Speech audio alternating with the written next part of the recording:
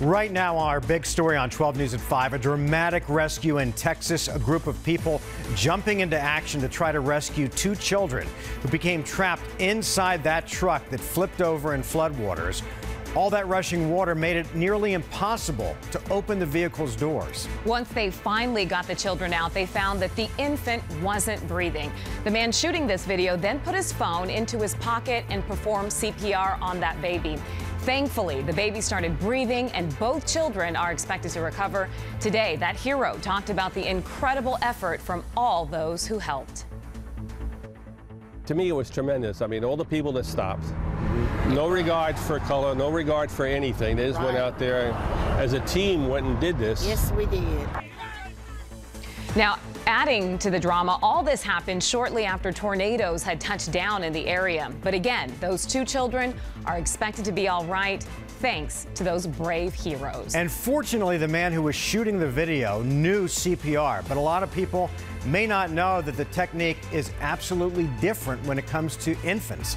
It's something emergency officials are stressing as temperatures start to climb here in the valley and more people hit the pool. Team 12's Charlie Etzedy spoke with an ER doctor about what to know during an emergency like this. What would you do if you came upon this scene? A wall of raging water and a family trapped inside an overturned truck.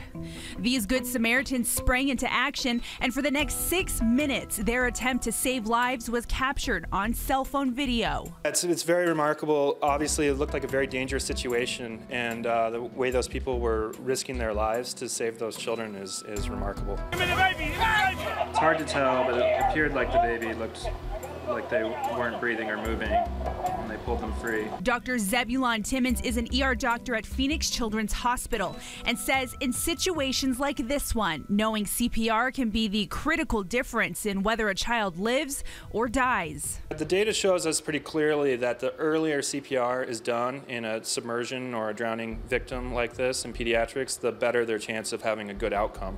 And there is a difference when it comes to rendering aid to small children. Is to still do chest compressions, but also to do rescue breaths in young children. In adults, the recommendation is for rapid chest compressions only. The key is not only acting during an emergency, but performing the techniques correctly. It's something that can be done poorly, and if you're not trained in how to do it. Dr. Timmons also recommends training from the American Heart Association, especially as the valley enters pool season. I start to hear crying now.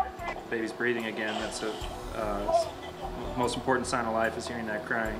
Charlie Etzedy, 12 News. Charlie, thanks. Now, ask yourself this question. Would you know what to do in a situation like that?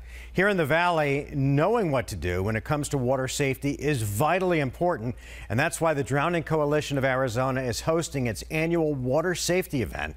It's coming up this Saturday at the Point Hilton Squaw Peak Resort from 9 a.m. until noon. The event is free to the public. You can find more information at preventdrownings.org.